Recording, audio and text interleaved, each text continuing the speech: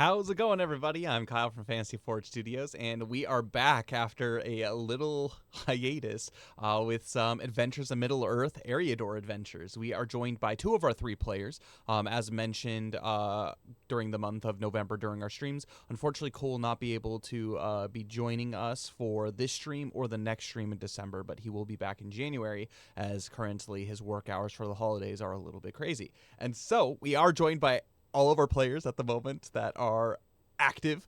Yeah, without further ado, let's go ahead and have our players introduce themselves, starting with Dane.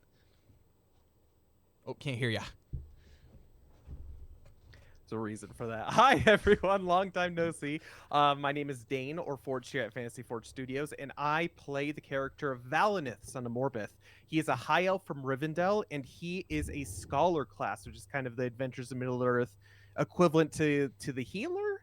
He's a ranged DPS, kind of. He uses a bow mainly as his main weapon, but he also has a nice dagger that he can use. But he's pretty cool. He's awesome. He's very jovial, I guess is the correct phraseology for that.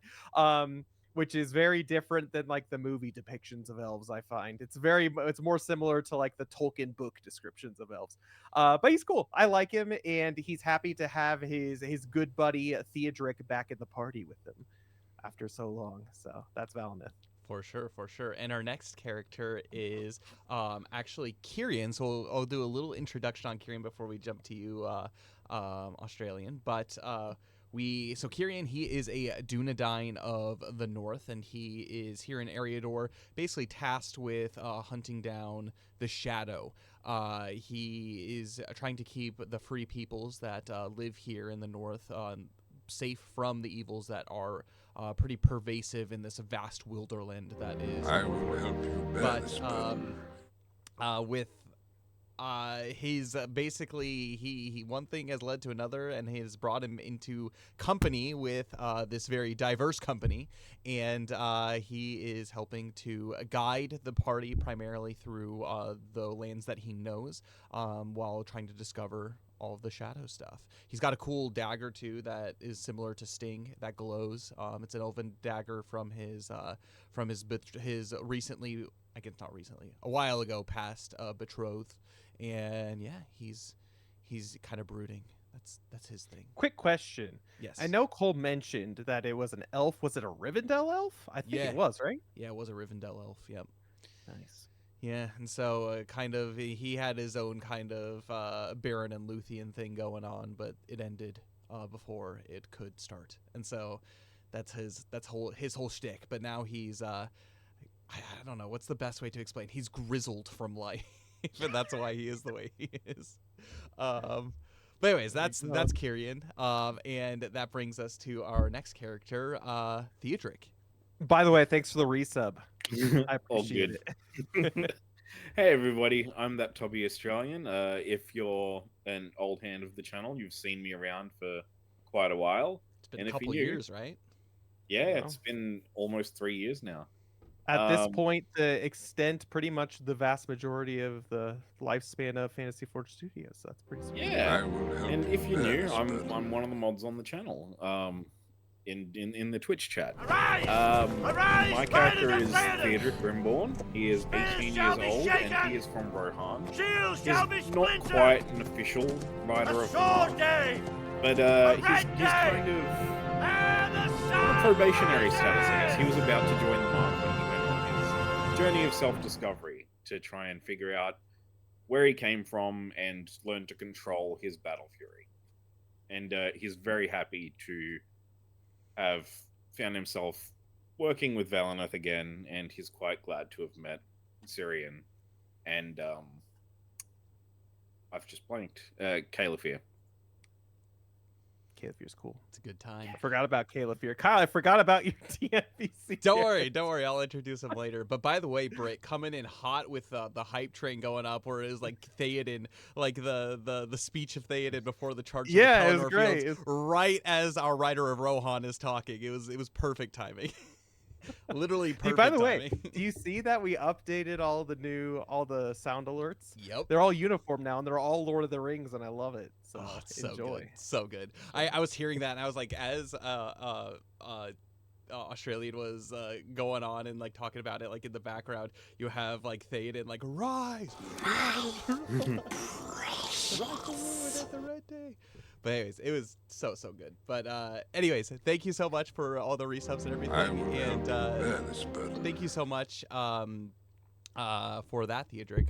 We're very much looking forward to having you as part of Eriador Adventures and continuing onwards and as this adventure unfurls. And then our final character, which is the DMPC, is Calefir. He is a man of Dol Amroth. He is a captain of the Silver Swan Court, so he is basically a like a royal guard down there. But for those who don't know, the men of Dol Amroth are sailors basically, and he is currently chasing down the black ship, the Cathufazgan, which has made its way northward into Eriador, but one thing led to another, and he was marooned with a couple survivors of the ship crash, and he is here under the basically joining this party on rescue missions, but also charged by Elrond, as the rest of the company is, to discover what is going on here with Captain Mormog in the Broadcleave. And yeah, he is a man who has been bred for war. He lives and breathes combat, but he is used to controlling a platoon of Gondorian soldiers as opposed to very skilled Rohirrim, elves, and Dunedain, and so it's been a good time. But yeah, he's happy to be part of the company. On that over here. Yeah, really, it's great. I actually really like that. The one thing about like all, whether it was Wilderland Adventures or like this campaign, is like you have like a great like big diversity of like the different representations from all of Middle Earth, and that was great. So I'm appreciating it, and especially because every basically member that are within the current party, like they have like kind of their small impacts on the various parts of Eriador as well, whether it's like southern Eriador and the Dunlendings with the Rohirrim, or like northern Eriador with like the fall of Arnor and the Dunedain, to Rivendell, to like Gondor and their ancient ancestry from Arnor as well. So it's cool stuff. It fits very well and it's very cohesive, so it's pretty awesome. But a little bit of recap. Well, first and foremost, I'm Kyle. I am the the Lore Master. And yeah, I'm here to both play with and against these players as they shape their, basically shape the future of these years leading up to the War of the Ring in Middle-earth. And so it's very exciting. It's really good telling their story. As yeah, it's been really fun. Like we had mentioned, it's been like 3 years in this campaign, or basically in this world of Middle-earth, and a lot has happened from the adventures in Wilderland Adventures all the way here to kind of our first adventure in Eriador Adventures. But yeah, very, very happy and pleased to be able to continue on with this. And yeah, it was weird. It feels like it's been a long time, but it's only been a month. And so we're back in it, both feet in, full-fledged. But without further ado, we'll go ahead and jump into a little bit of recap of where the current adventure is. And so once the party all came together at the refuge of the Dunedain here in the north, they were tasked with by Lord Elrond to go seek out and discover the plans of Captain Mormog, who is a evil creature who has been discovered and basically here in northern Eriador, very close to the borders of Rivendell, which, for those who don't know, Rivendell is the sanctuary of the elves of basically the House of Elrond. But also, nobody knows about its true location, and the fact that there are orcs and trolls and evil men so close to their borders concerned Elrond. And so he sent originally the three, Calefir, Valineth, and Cirion, on an adventure to go discover what is going on, which later, with the introduction of Theodric making his way over to Lord Elrond to figure out exactly what's going on with his visions, he was tasked with joining his former companion Valineth in basically everything that is about to happen. But the group decided to venture northward along the Horwell, the river that runs through basically the Trollshaws and then the Coldfells, all the way to this place called the Broadcleave. After finding out some information at the Broken Keep, they were able to basically divulge that this is going to be the kind of the headquarters for Captain Mormog. And so they are on their way to go at least figure out what his plans are, if not slay the creature for everything that he is. They're joined right now with Elrohir, so one of the sons of Elrond, along with 2 dwarves that they saved from the Broken Keep by the name of Ginar and Anar, one of which is a young female dwarf whose father has been captured by Captain Mormog and taken northward. And so they are currently in pursuit of Captain Mormog in order to go also on a pseudo-rescue mission as well, potentially. And with that being the case, they made their way northward past, burnt down the Broken Keep, which they had previously visited after a kind of humorous bunch of events that had incurred, from being caught to shooting watchmen to just basically setting the place on fire. They retreated northward along the Horwell as they found refuge within the woods at nightfall. And as they were sleeping, they were approached by a spectral woman by the name of Faradrun, which Valinith had a conversation with, and basically the gist of it is she is essentially the spirit of somebody who has been imprisoned by the Dark Lord Sauron via this basically choker around her neck.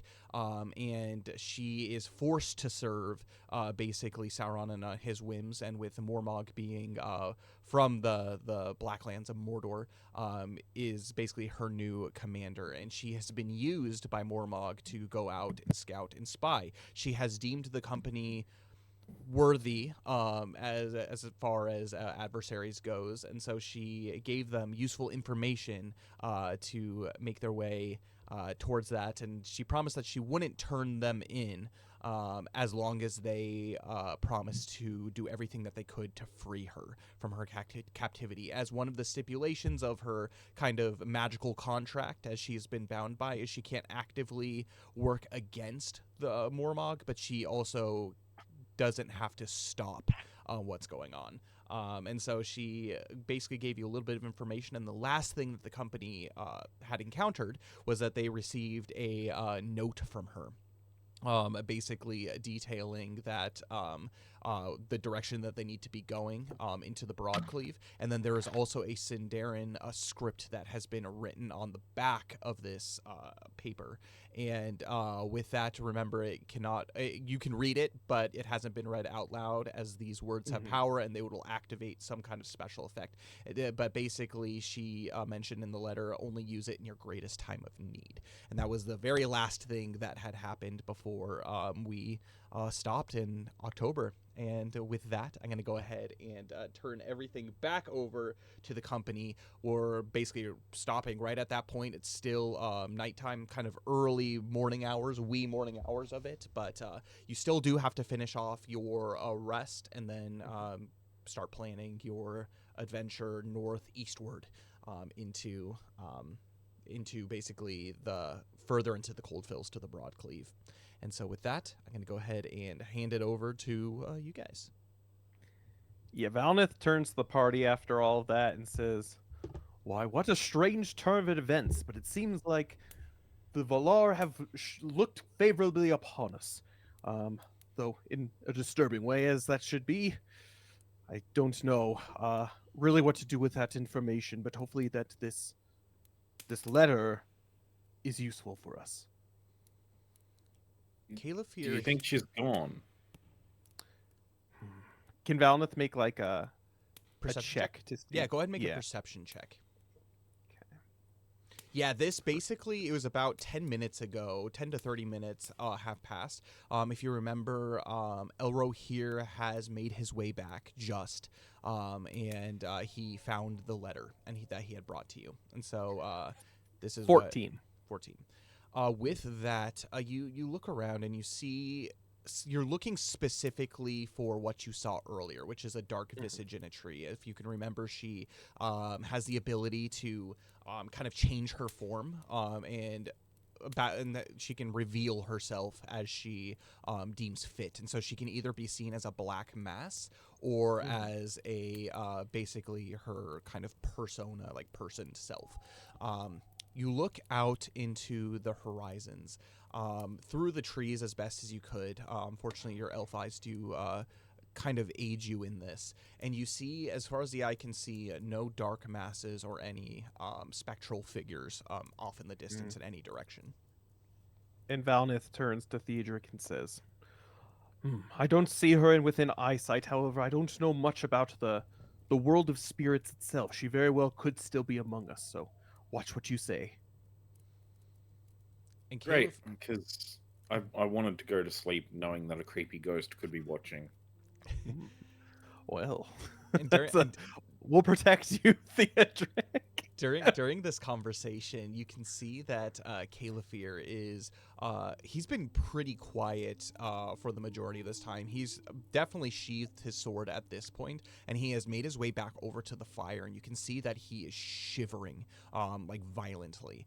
He doesn't have his armor on. He's just basically like his clothes and his winter cloak, but you can tell that he is shivering. He is clearly a man from the south and not used to such cold environments. But he looks up to you, the two of you, as you're having this conversation, and he says, never before did I think I would be seeing spirits from days gone by. I don't know if I can trust her as far as I could throw her, if we could even touch her, if that's the case. And he kind of sighs, and he says, this is all so curious. Eriador is nothing that I pictured it before. It's all new to me as well, my friend. However, I have heard tales of such things happening. I just never thought that I would encounter them myself, personally. There's a darkness here, and a coldness. I feel strangely alone. As he looks out and he looks amongst the trees, and you very much indeed, as a company, you are completely alone in kind of like this lightly wooded area. There is snow, basically untrodden snow all around you. And it's very much an isolating feeling. The only one who could probably even equate to this would be probably Theodric from the time that you spent in the Vales of Gundabad, where it was just you and Baradarok wandering through the cold, icy tundras. It's not quite as windy, or the conditions aren't as harsh here, but it's just as cold and just as quiet. It's kind of an unsettling feeling. Yeah, it's not really the most inhabitable locales. Honestly, I'm surprised anyone comes out here at all. Especially during this time, it's got to be we've got to be pressing in on late April, early May. It's a little bit too late in the season for cold like this, but again, this is very far north. And from what I know of this place, and then Kyrian, he actually chimes in and he says, well, for those that have lived out in the wilderness, those who live in the wild places of the north, this is pretty normal. And it takes a special kind of someone to be able to survive in such environments like this, be able to know your landscape. And fortunately, you've got me. And he basically seems probably the most, like, okay with all the events that are happening, almost as if he's not surprised by this. As he sits back down by the fire, he pulls out his pipe and he starts lighting it and blowing some smoke rings from it. Well, at the same time, I think right now for the night, I don't think we have anything necessarily to worry about. I did get some rest before that encounter, so if the rest of you want to take a rest itself, I think I'll look around the camp and see if I can't find any traces of what's moving forward. Lord, was it Elro here who's with us? Yeah. Who's with us? Yeah. Lord Elro here. I know. What did you find on your expedition out and about? So when I came back, other than this note, I noticed that there's not much activity, and it seems, as far as the eye can see, it all seems quiet.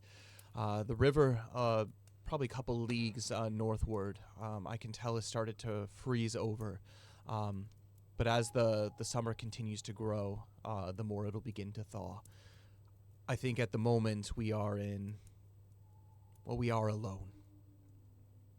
Unless there are other spirits, and he looks around kind of curiously that are watching us from the trees. Did you see any traces of the people leaving the broken keep up north on your adventure, as far as trails, maybe areas that we should avoid on our way, or maybe a best path to make our way towards there? He shakes his head and he says, "Nothing along the Horwell. I can't say anything for eastward of here, but as far as the path along our taken path, it seems relatively," he thinks for a moment, "safe." But he says so with hesitation. You never really know what happens in the wild places. There are many things that even those who have lived for an age can't quite entirely expect. Yes, I find it that way too. However, I don't know how much extra rest I'll get tonight. And Valinith is gonna kind of make sure he's looking around camp, seeing if he can like spot any animals or anything. I know he's not like the hunter; he's not part of the hunter role, but he's gonna see if he can't gather some extra stuff. Seeing that, what's his name? Caliphyr is cold and whatnot. He's gonna try to gather maybe some wild plants or root vegetables of sorts if he can find them, and see if he can find anything like that. I'll have you make an investigation check. It's going to be a disadvantage though. Theodric, as you and Caliphyr kind of get by the fire, you snuggle up against Baradorok and you begin to drift off to sleep. You probably have about another 4 more hours of sleep before dawn officially hits, and then you start to be on the move again. But I'm going to have both you and Caliphyr, I'm going to have the two of you make...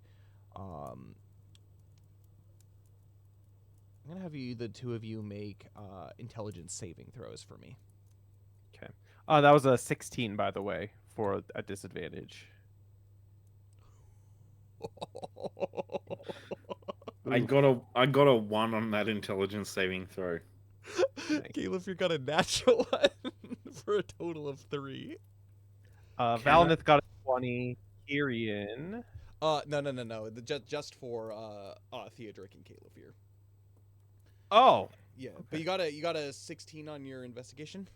On the investigation, yeah. So as you looked around, basically the only creatures that you see that are even active are squirrels and what look to be some rabbits. You've actually picked up on a set of a fox trail, and you were able to follow it a little bit deeper into the woods to where it led to actually a kind of covered little haven that you look into. The snow isn't quite as deep here, and you can see that tucked within the very back of kind of the little grotto, there are some wild plants, weeds, and what look to be some kind of root vegetables that are stuck on the ground. You can go ahead and add to your inventory 2 potatoes and 1 athelis.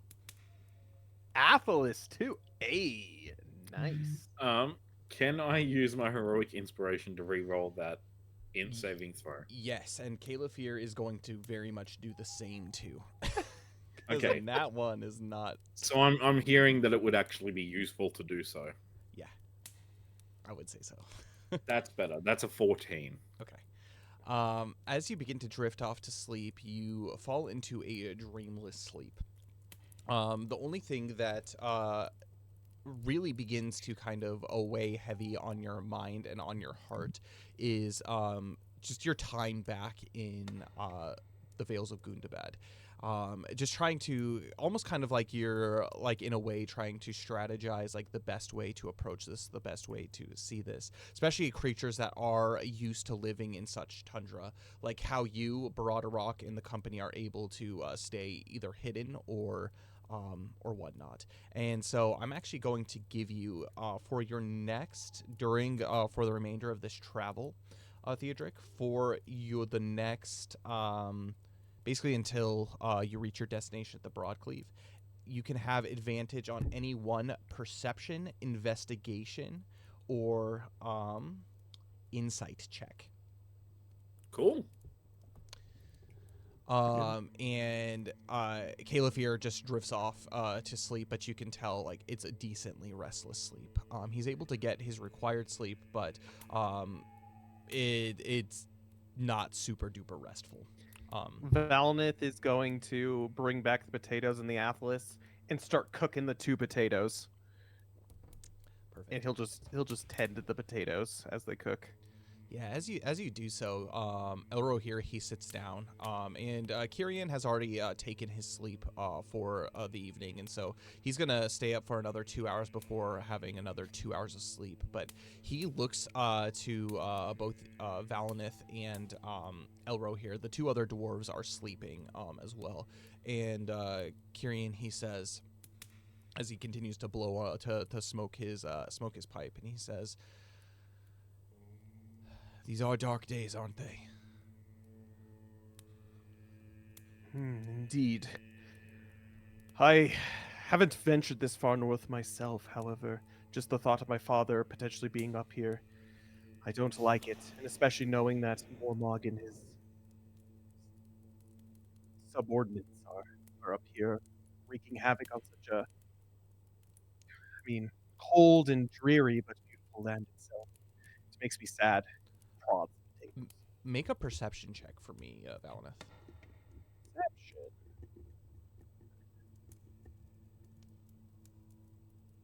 15. As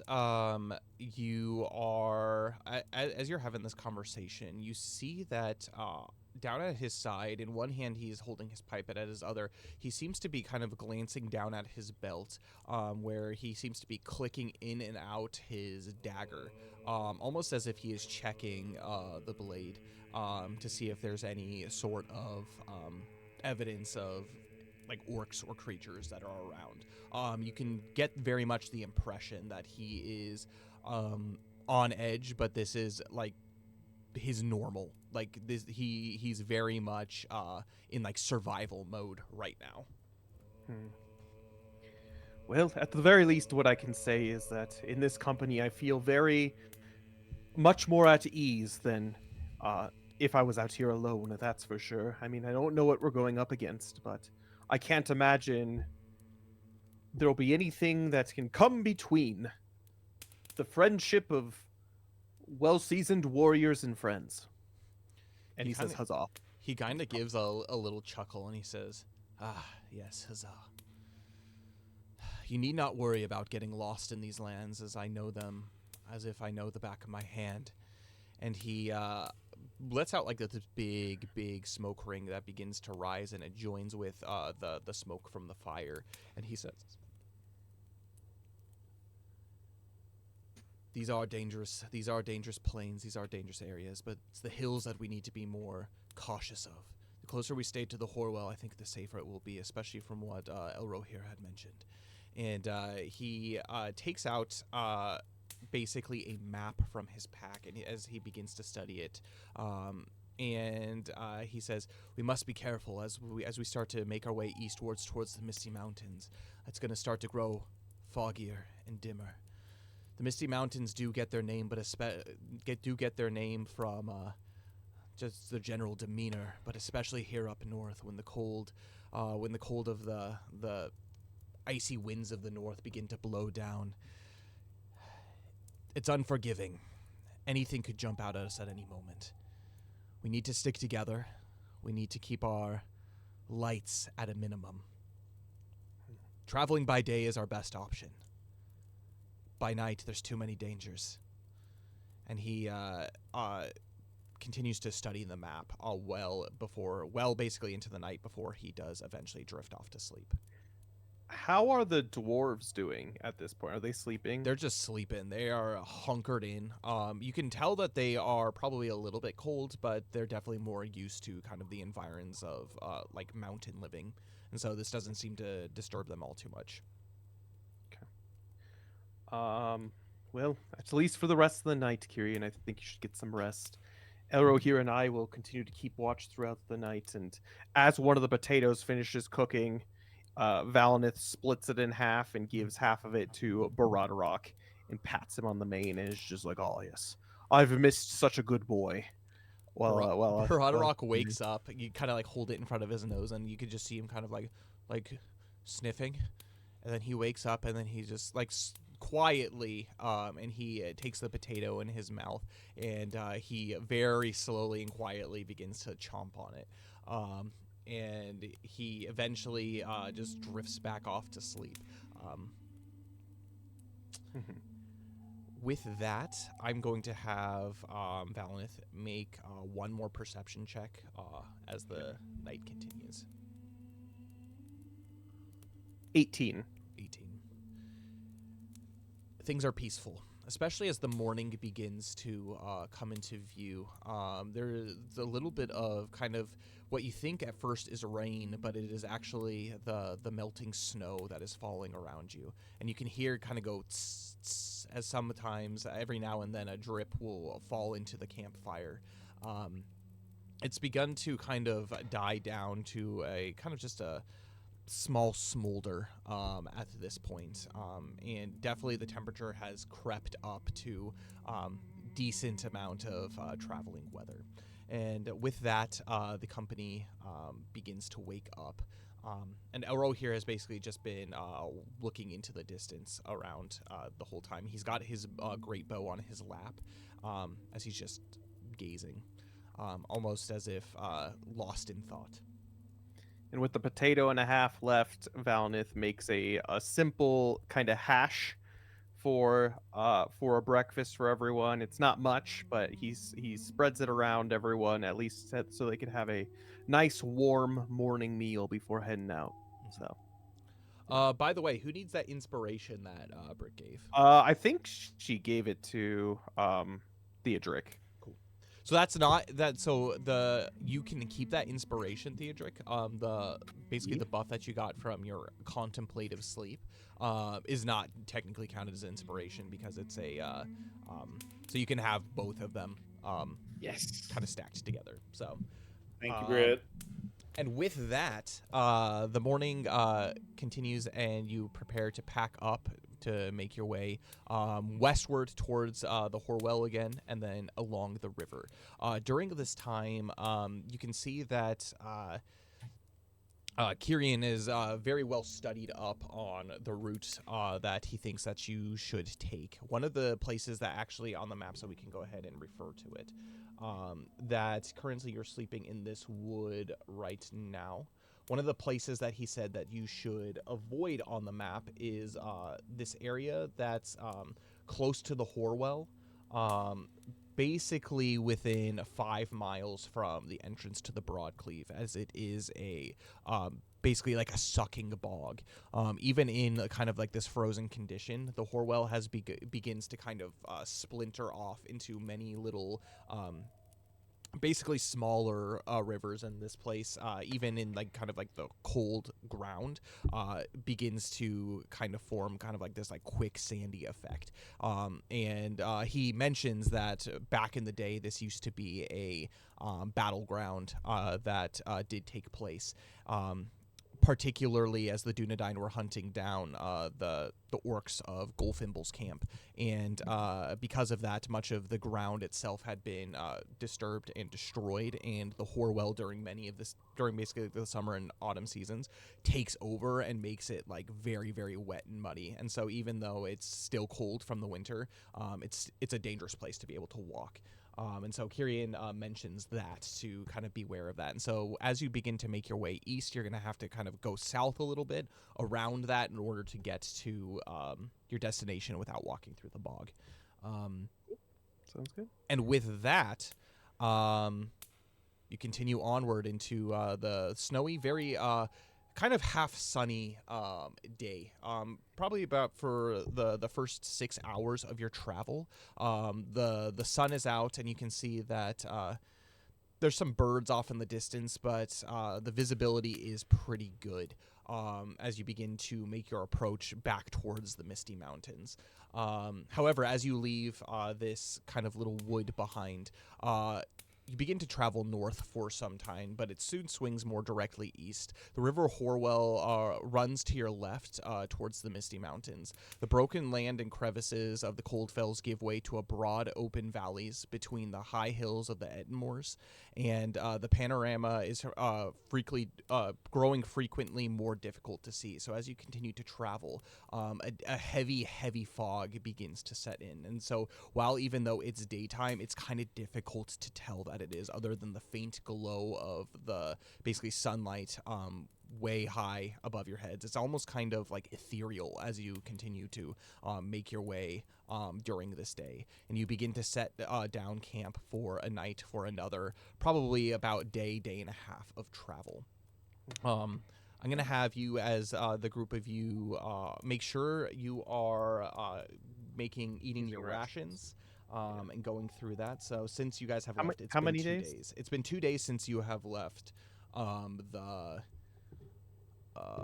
since you have left the sanctuary of the Dunedain. So just 2 rations if you make sure to.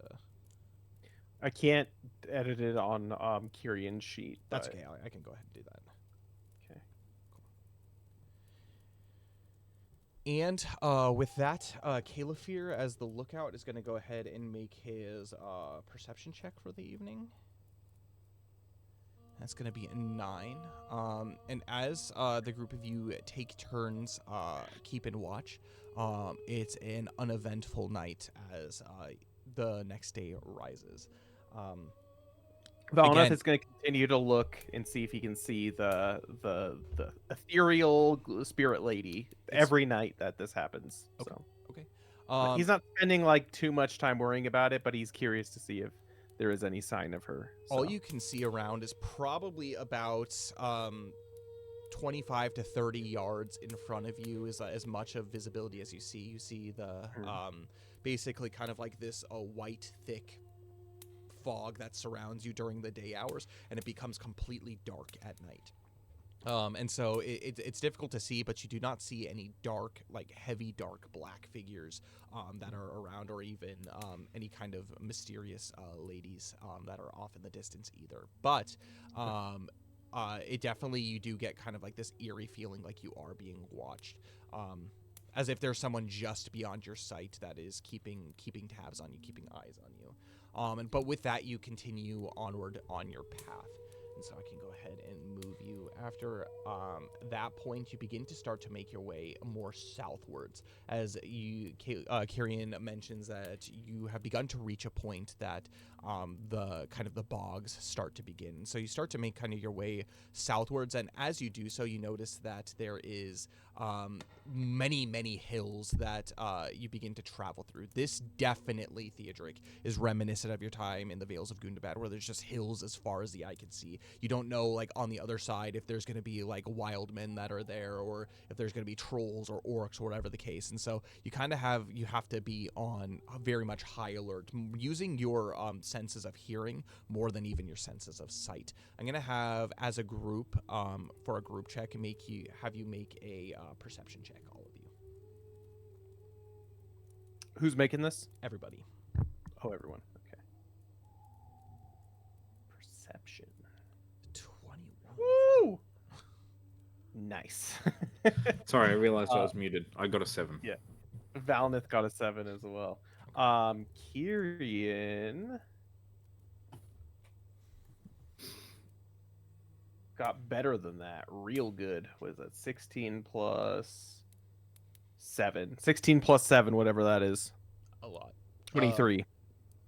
Yeah, as you continue to make your way northward, you actually hear, or I guess southward / eastward, you begin to hear probably 3/4 through the day as the sun begins to set on this third day, the sound of heavy heavy footfalls, but there's no way of determining which direction it is from, at least from the perspective of Theodoric and Valinith. However, Calefear stops the company and basically moves the group of you over to a side towards a large stone as you see this large what looks to be mountain troll slowly walking its way towards the Broadcleave. Basically, it looks like it's carrying with it in one arm like a giant like sack, kind of like hempen sack, and then also in basically like his open hand, he's carrying a giant barrel in it as well. And he's continuously walking, and behind him in his other hand, he's dragging a giant club.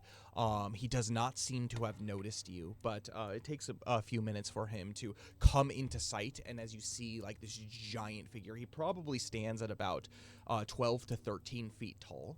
And he's just as like broad as he is tall. Very, very large creature. Kind of an apex predator in this area as he continues to make his way northward. But he seems to be moving with some kind of purpose. Again, Kyrian, he turns to you and he says, he seems to be taking the path that we will be taking. I think tonight, right now, is a good time to be able to make camp for the evening, so he can make his way further ahead so we can perhaps sneak around him. Mountain trolls are stupid, but they're quite perceptive. And he, as the group of you begin to make camp for the night. So are mountain trolls, they're above stone trolls? So stone trolls are going to be kind of like your lowest echelons. And so like stone trolls are the ones that turn to stone, obviously, during when they see sunlight. And then your next kind of up is kind of between like hill trolls and cave trolls. Cave trolls, though, are primarily blind, but they have amazing senses of smell, and so they can basically maneuver around like pretty much as well as like I would say like any other troll like during the daylight, but they are more sluggish in the daylight, where hill trolls aren't as sluggish in the daylight, but they're a little bit more intelligent. Mountain trolls are not intelligent, but very perceptive and very strong. And then the highest of kind of like the troll kind are like snow trolls, which are like very not only vicious, but they're highly intelligent as well. And so, this giant troll is definitely a sight for those who haven't seen a mountain troll. It's almost as if like the hill itself is moving around you. A gigantic creature. That's moving through. All right. Go ahead and consume another ration. And with that, we're going to go ahead and go into another night's sleep, which Calefear is going to go ahead and make a perception check as the lookout. Yeesh. 7. So he is he begins to actually as you take turns on watch, he begins to fall asleep on his watch. And with that being the case, I'm going to actually, Theodoric, I'm going to have you make a survival check for me. Okie dokie. Freaking Calefear. My goodness. You can tell at this point very much that like the cold is getting to him. Like you know how like sometimes when like you're like traveling like a lot in like cold weather, you kind of start to feel like sleepy. It's like kind of like hypothermia begins to set in. That's kind of like the feeling that Calefear has been getting recently during this time of travel. What was the result? 9. 9.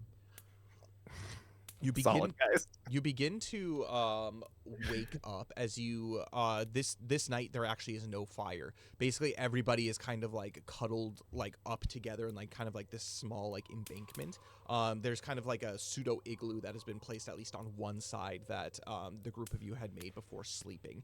But Theodoric, you actually begin to smell smoke, and knowing that there is no fire, you immediately jolt awake and wake up.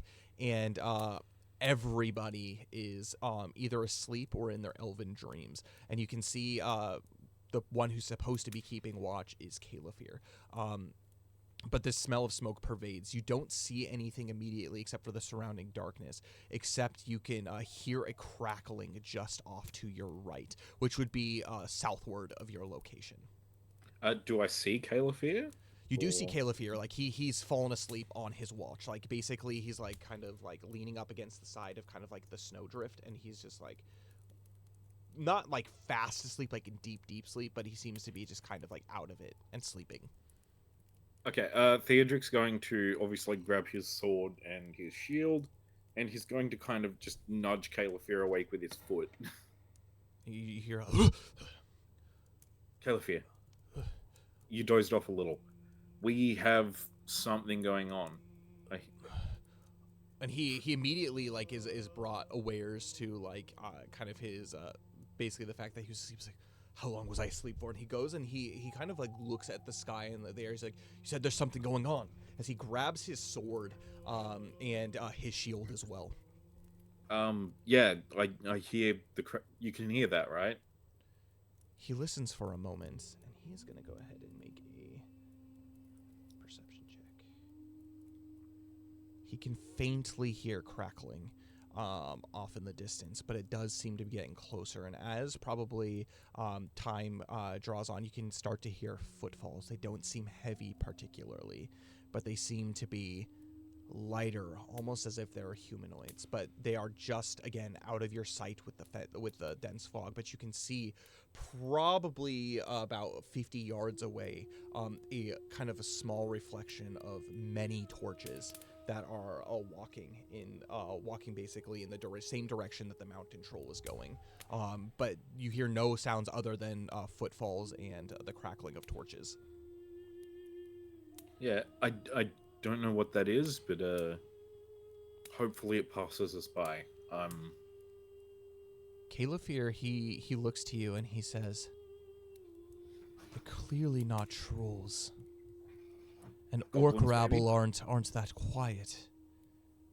And he like narrows his gaze as if trying to cut through the dense fog, and he says,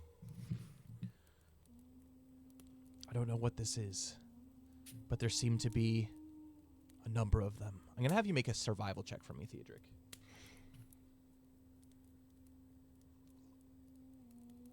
That is another 9 on my survival check. That's 2 9s on my survival checks in a row.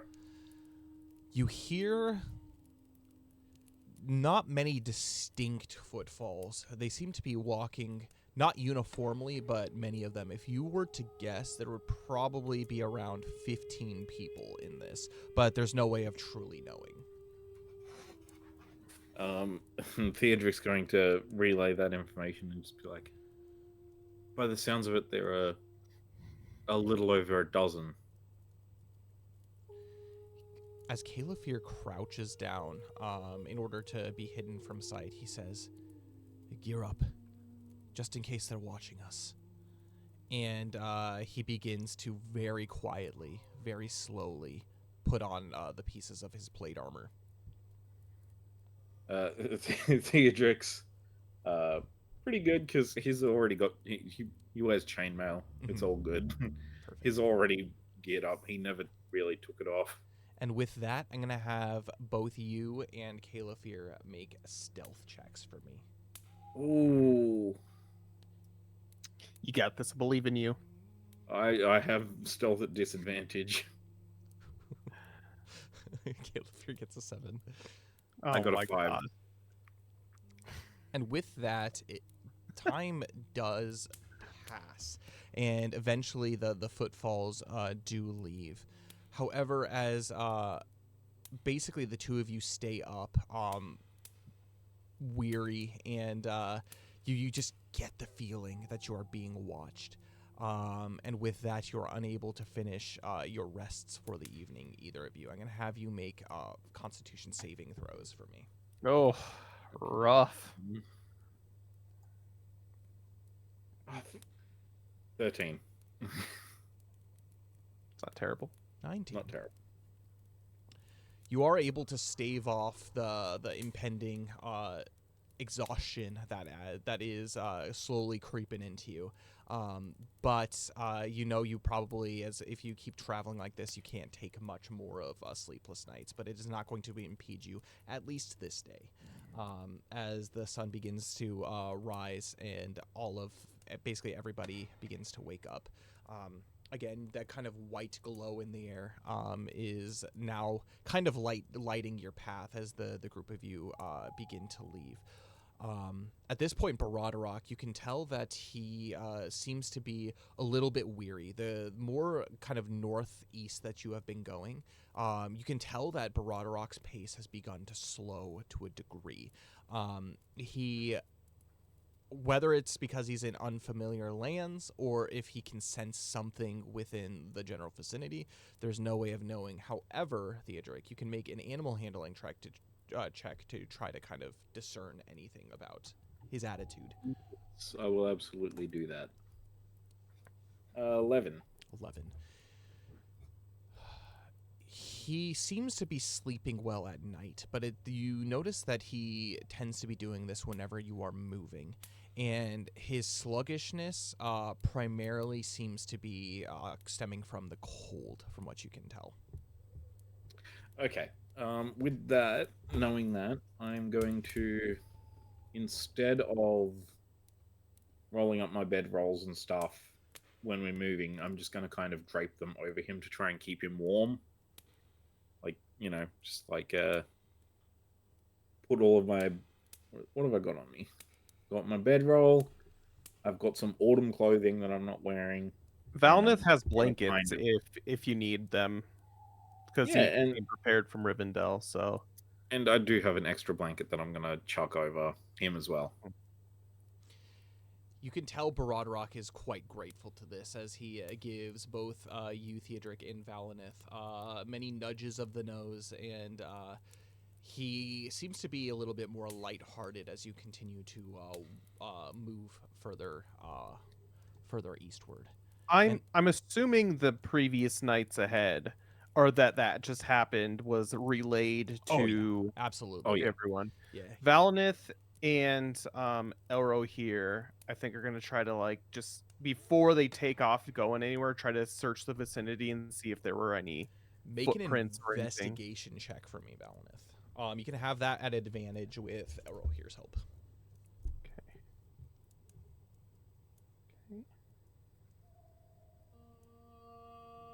22. You can tell that many footprints have come through here. Actually, the smaller footprints that have come around seem to have completely blotted out any of the footprints of the snow troll, as much of this path has been trodden down. And as you continue to venture eastward, you see that it's not just this group, but many basically trails seem to have been converging into kind of one point. And at this point, Kyrian, he stops the company and he turns around and he says, "We're now approaching," and he gives a sigh, "the Gully of Gulfimble. I want you to all understand, this is as far as what I know. This is a place of evil. There were many times before my time that the Dunedain tried to reclaim our ancestral home. But this is a place of death. Stay close. Be alert. The elements aren't all that we're going to have to be dealing with from here on out. If you can, stay quiet. Trolls are very keen of smell and keen of hearing. They will know we are here even before we see them." And with that, he pulls out his dagger, and you can see that it is not glowing at this point. And he says, "I can at least tell that no trolls or orc kind are anywhere near. But let's proceed with caution." With that 22, was Valinith and Elro here ever able to kind of discern what kind of footprints they are? Yeah, They were very much the footfalls of men, like man-sized, like boots. And you can actually see that the boots seem to be kind of like hide fur boots, as every now and then there's kind of like a stray, like wolf hair or like bear hair, like here and there. from kind of like these footfalls. They seem to be, as kind of Theodoric and Caliphyr picked up on the night before, they don't seem organized, almost as if they're basically just like a group of people, but they are trained enough to have been able to keep quiet as much as they could have. And all of these creatures seem to be moving during the night as well. Okay. Well, knowing what I do know, Valnith says, I think it's pretty lucky that I don't think we were noticed that night. However, it is the closer we get, the more wary we need to be moving forward and making sure that we are hidden. And Valnith kind of alludes to like the extra like clothes that they pack that were like wildman clothes. I don't know if this is a good time to start disguising ourselves, but I don't know. What do the rest of you feel? Basically, Kyrian, he says, we are about a day out from the entrance to the Broadcleave. I guess it depends. As a company, what shall we do? Shall we infiltrate during the evening hours, or try to infiltrate during the day? Well, maybe we take an extra day, Valnith is thinking to himself, thinking out loud, and give it an opportunity to kind of scout the area and see the goings on during the day to see if there are anyone on watch or what's not, and see if there's as anyone you in or out. bring this up, immediately Ginnar begins to say, "Did you say take an extra day? No, we are not going to take an extra day. My father might not have that much time." Well, that is a fair point. I was just thinking to myself, it depends. If we want to go during the day, I don't want to be walking right into a trap if there is anyone who is watching over the valley during the daytime itself. But at the same time, it is for sure more dangerous moving at night. But if we're trying to go in disguised, that might be our best time to do so. So what would we rather do? Just Make an intelligence check for me, just a straight intelligence. Intelligence. Ah, it's up there. Okay. That's a natural 20 for a 22. You get the feeling that the words that Ginnar speaks begin to kind of ring true to a degree. And what I mean by that is, remember a couple nights ago, you burnt down a fort, a broken keep. And with that being the case, the likely scenario is the group of individuals that had passed during the night were probably from the keep. As of now, you haven't found any confrontation because nobody knows that you are coming.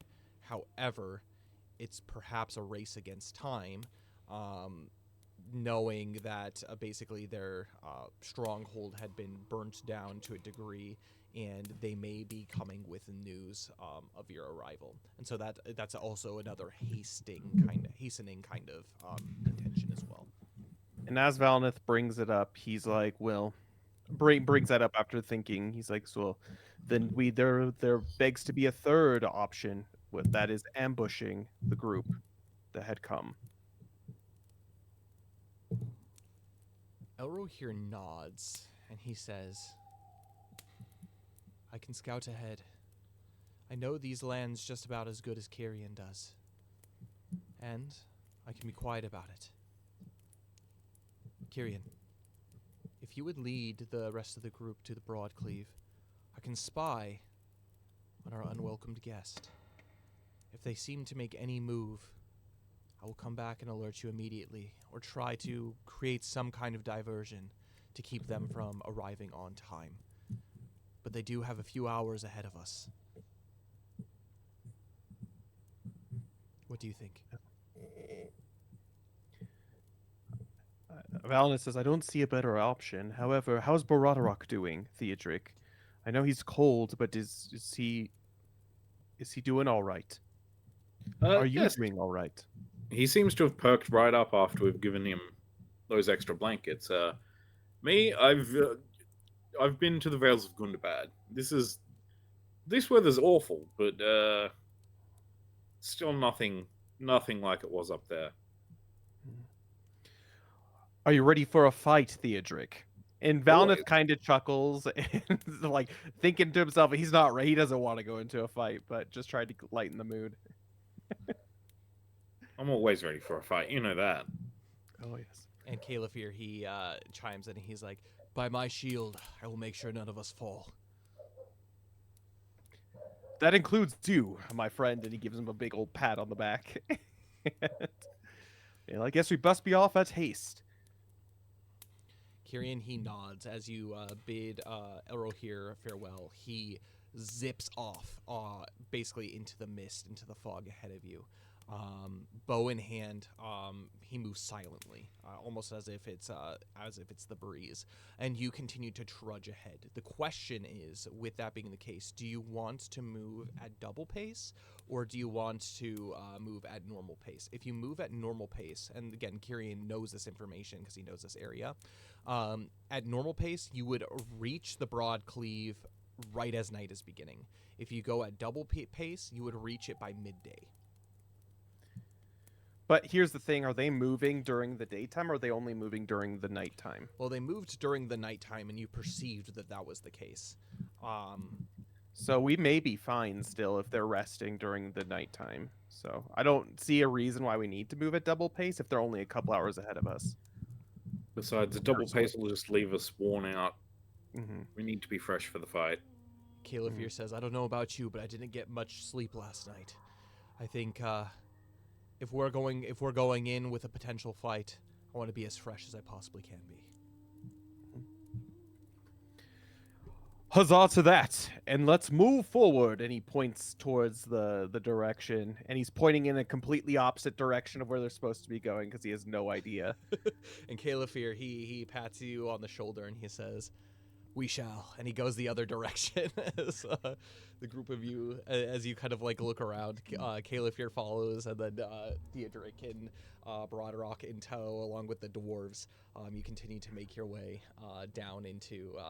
You begin to slope downwards into kind of the Moor Valley. But at this point, the highlands are all hard stone and sharp falls, surrounded by deep valleys whose bottoms nearly always bog-filled with sucking black mud. The fog is even thicker and more pervasive than it was in the Dales. Even where it isn't completely sodden, the ground is thick thick and spongy with peat. Water collects into pools, which runs off downward and west toward to feed the river. And with that, it's still just as cold as it were before. And as you continue onwards in this manner, I'm going to actually have all of you make dexterity saving throws for me. Dexterity. It's a 19 for Caliphyr. 15 for Valneth. For Kyrian. I can actually roll for Theodric too. That's a 12 for Kyrian. That's a 12 for... hold on, I need to look up what his modifier is. Give me 1 second. I think it's bad. I don't know if he's very dexterous. So it's a natural 12 with a... Hold up. A natural 12 with a modifier of hopefully not negative. With a modifier of +1, so 13. Okay.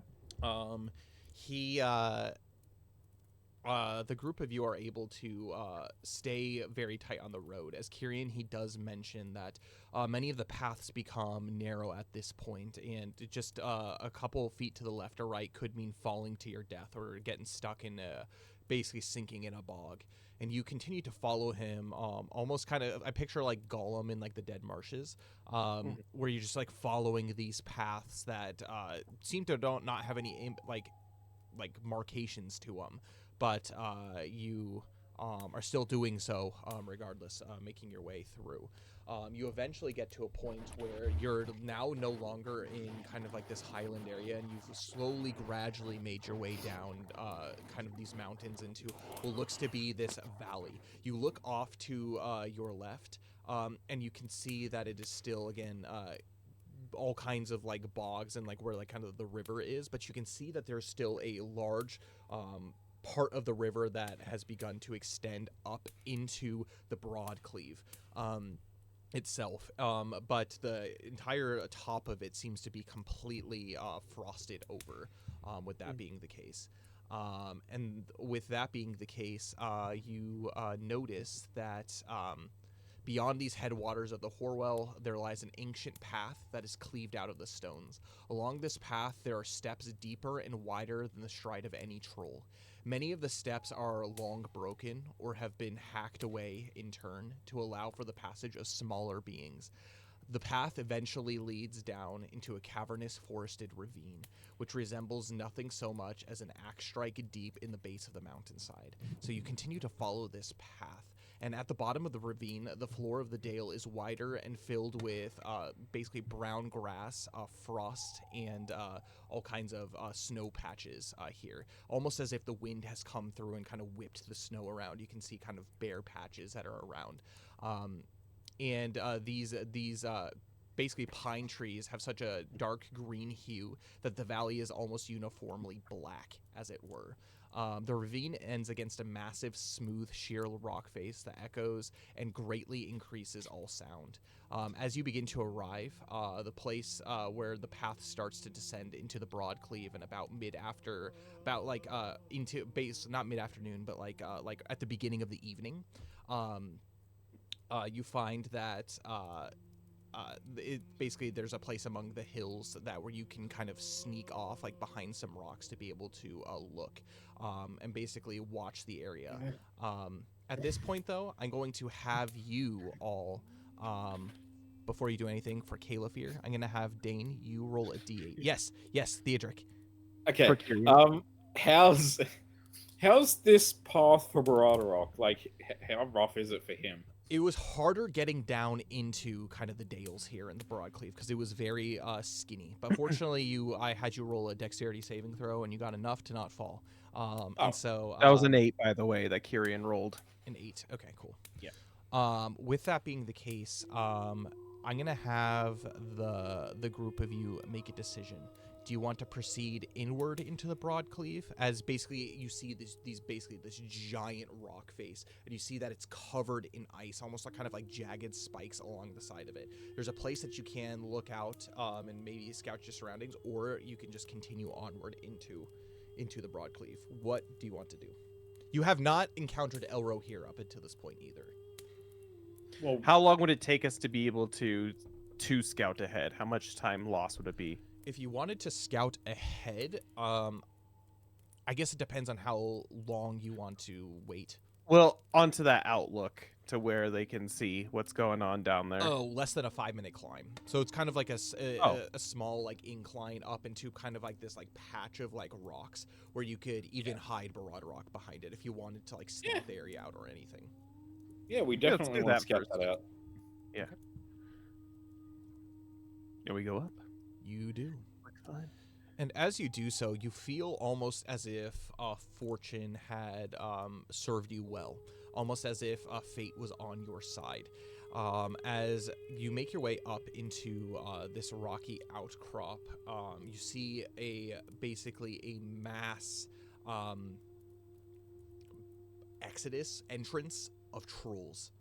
Probably 30 to 50 of them by your accounts, by looking at them. And they all seem to be carrying what looks to be crates, bags, all kinds of goods that they're carrying with them. They move slow and lumbering. But by hiding away, again, fortune seems to have smiled on you at this moment. I'm going to have... Valinith, since you're the only one with like the night vision, right? I'm gonna have you make an investigation check for me. 19. You gaze into kind of the entrance of this ravine, and in front of the entrance of it, you see what look to be standing barrels upon barrels upon barrels. So many, in fact, that when you spot them actually long before you even see the trolls making their way. There are big barrels, small barrels, casks, kegs, butts, drums, pipes, all kinds of things. Literally like hewed in half like hogs heads, like bears, like cleaved bears, just like all like kind of scattered along the side, almost as if it's a kind of like a larder for something big, for something larger. But there's also amongst this, you see that there are like drinking horns, tankards, canteens, water skins, ones that would be too small for trolls to be able to have, the one that would be like person size. And before the huge stacks of containers and drinking implements, there are 3 massive hill trolls, not as big as the mountain trolls, but they're basically all, the 3 of them are kind of lined along that entrance there. And again, fortune did help you as you made your way into the rocks to be able to notice this. You would have walked literally right into their midst if you had kept going. And with that being the case, you can tell that the 3 of them, as these basically this group of 50 trolls makes its way through, they drop the stuff that they are carrying in this area, and these 3 hill trolls seem to be organizing it to a degree, arranging the materials for what looks to be some kind of transportation. They take almost as if kind of this is like a stop to basically send out caravans other places. And with that being the case, you can see kind of still within that kind of like the area between the 3 of them, you begin to hear a deep voice begin to speak. It's a voice that you've not heard before, but I'm going to have the 2 of you make perception checks for me. 21. 17. And I used that, what was it, the good rest, the contemplative sleep you gave me for it. You're unsure exactly what this is, but you begin to hear kind of like a shaky breath. As you look to your side, you see Califir. He's steeled himself and he's looking into basically this basin, but you can see that you're unsure if it's shivering out of coldness or of fear. But as your eyes kind of follow his, you see this creature that is there. It's a large brute, comparable to about the size of some of the smaller trolls. But he's clad in black mail, from his bony head down to his clawed feet. This fearsome creature stands erect, making it look more gigantic, more of like a gigantic orc than a troll. A huge sword with a curved and jagged blade is strapped across his wide back. The echoes of his harsh voice clearly reach all of you where you're hiding, and it sends shudders up your spines. I'm going to have all of you make wisdom saving throws for me. Nice. Oh, fuck. Theatric. 24 for Valinith. 6. And Not having a great lucky day. 18 for Kyrian. Okay. As the group of you look down, this is nothing Theodric like you have ever seen before. This looks to be an orc of sorts, but as he gazes up at you, you're immediately struck in with fear. There's something familiar about this orc, something that seems to have been pervading your dreams for many, many, many years. This is, in fact, Mormog. As he calls out, you begin to feel almost as if you were a kid again, Theodric, frightened by the world that is around you, frightened about death, but frightened about what this creature could do, how he could not only destroy you, but destroy all that you care about. You, in kind of your mind's eye, you see fires raising all around. You see Rivendell burning. You see even the lands of Rohan up in flames as well. And you begin to grow in rage but you're unsure if it's rage or if it's fear. As you begin to grip your blade, I'm gonna you take 2 points of shadow. Okie dokie. Where have I written my shadow down? Okay, there we go.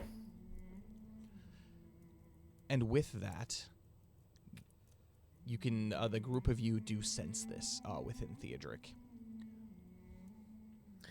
Valinith goes close to Theodric from behind as he's like still listening to hear what Mormog is saying, and says, "Steel your heart, Theodric. You've got friends nearby." Yeah.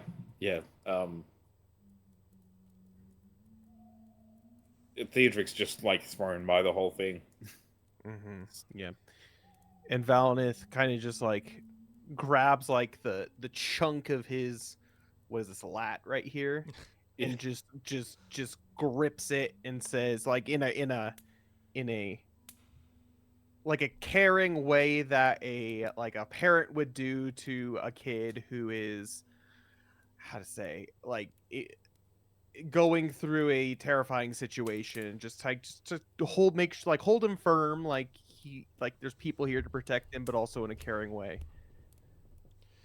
Caliphyr sees the two of you doing this and happening, and Kyrian, he has pulled out his bow. He hasn't aimed any arrows or anything yet, but almost as if he is prepared for absolutely anything to happen. And Caliphyr looks down, and basically his eyes just like keep the contact of Captain Mormog as he begins to look around Captain Mormog. He raises his head up into the distance, not exactly in the direction that you are, but he kind of gives kind of like a small chuckle. As he turns around, he slowly begins to descend up into the broad cleave, as it were, out of sight. Did he see us, Mormog? He didn't see you. Oh, okay. At least from what you can tell. At least from what you can tell. He didn't he looked up, but not specifically in your direction. But he laughs as he goes away, and Caliphyr, he says, "That's him. He is a fearsome foe indeed. My blade has crossed many in my time, but never like him. The enemies of Gondor have long been pervasive, and while Gondor hasn't been quite an absolute war with anybody, the fight that I had with him earlier when I had first encountered him was one that I will not soon forget. He moves fast.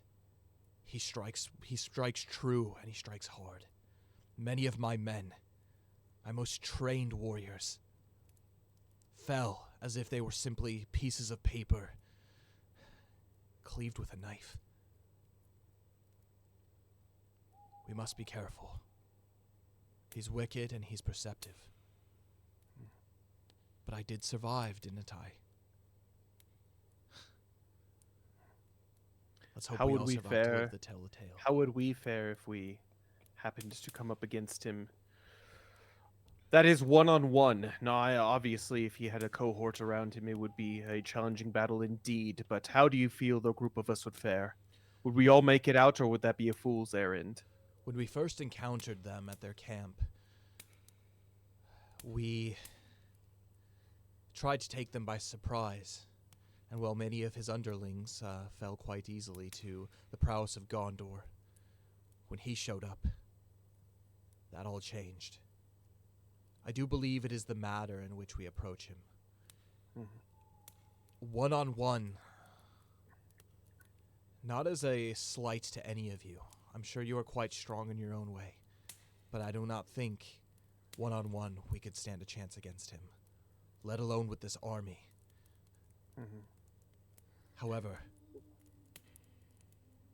I think we have power strong enough amongst our kind that we could put up a challenge. If it were all of us versus him, we would just need to find a way to isolate him. And Valnith is thinking hard to himself too, and he says, "Well, our mission from Lord Elrond itself was to discover the plan at hand. I think it would, again, be a fool's errand going into this expecting a fight or wanting a fight. I think we need to find out where the dwarf's father are first, or is, or even if he's alive. We need to make sure we know the ins and outs of this place as best as we can, and at the very least, even if we don't fight Mormog himself, we need to do some way to sabotage this from continuing. And he's looking specifically at like the hoard of goods that has been hoarded by in like with the hill trolls doing it. If there's some way that we can disrupt the supply or even buy us time, it would allow us at the very least to be able to report what we've seen and give them and delay their actions itself. I don't think we should go into this foolishly, but at the same time, it does seem like we need to make up our minds sooner or later. And at this point, actually, Onar, the dwarf, he begins to speak up and he says, "Aye, many of those crates look familiar. They made their way through the broken keep while me and my companions were there, while we were imprisoned. Many of them have the same markings upon them. I've seen them before. From the Blue Mountains, we've traded with these people." And he begins to kind of like close his eyes, almost as if he's like thinking deep about it. "It bears the mark of Tharbad. I don't know if they are included in this, or if they also fell victim the way that me and my companions were. But they seem to be gathering resources for something. I am unsure. Maybe there's armies that they have that are unknown. But I feel us free peoples would be able to know. What say you, Dunedain?" And Kyrian, he looks kind of, he just, again, continues to gaze upon the horizons to see these trolls doing their thing and doing their work, sorting. And he says, "No, we haven't seen much of anything here lately, let alone armies marching across the lands. This is curious, though. I wonder what this could mean."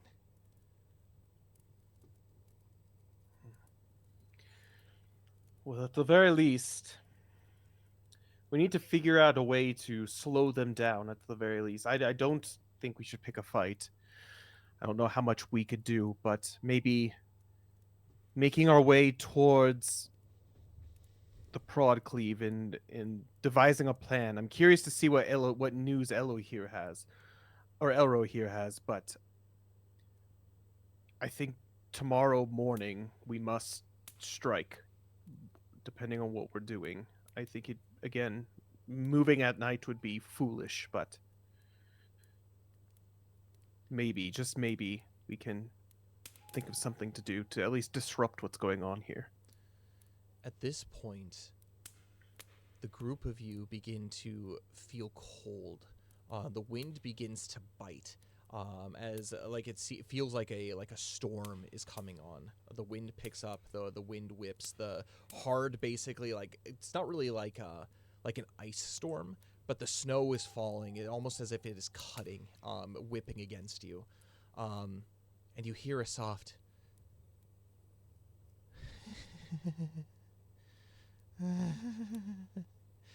very eerily, almost as if in your ears, as if the wind is mocking you. Is it the ghost lady? You turn around, and you see that it is the very same Faradrun who you had met days previous. The wind still is there, but she is now ahead of, like, basically standing in front of you. Valinith, I'm going to have you make a perception check for me. All right. It's a natural 20 for a 25. She looks much the same as when you had seen her before. However, there is one slight difference from her appearance from before. Where basically the choker is around her neck, it is still there, but you can see what look to be bruise marks all up and down both sides of the chain. And with that, it is clear that she has been punished for something.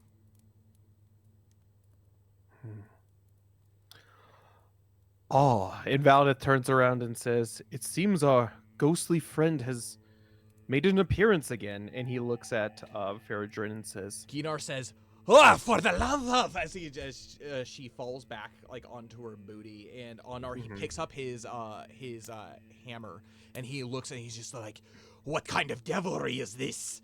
and Valineth holds out his hand and says, "Be at peace, my friends. We have struck an accord with this creature while you were sleeping a few nights back. However, still be on guard. I don't think she's going to bring us any difficulty, but we may be able to get some information out of her." And Valineth turns back to Faradrim and says, and like kind of gestures to her neck, and he says, "Seems things haven't been going well for you. Is everything all right?"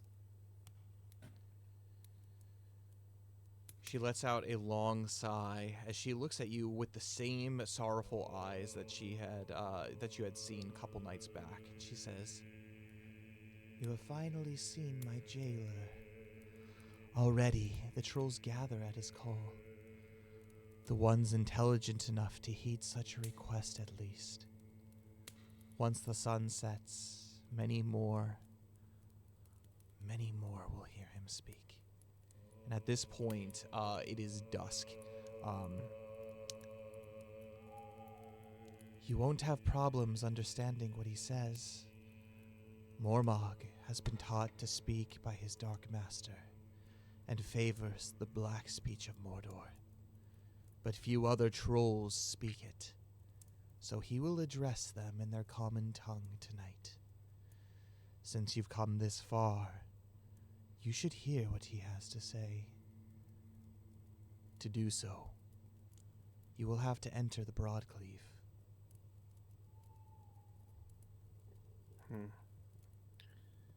Valineth looks to the company and says,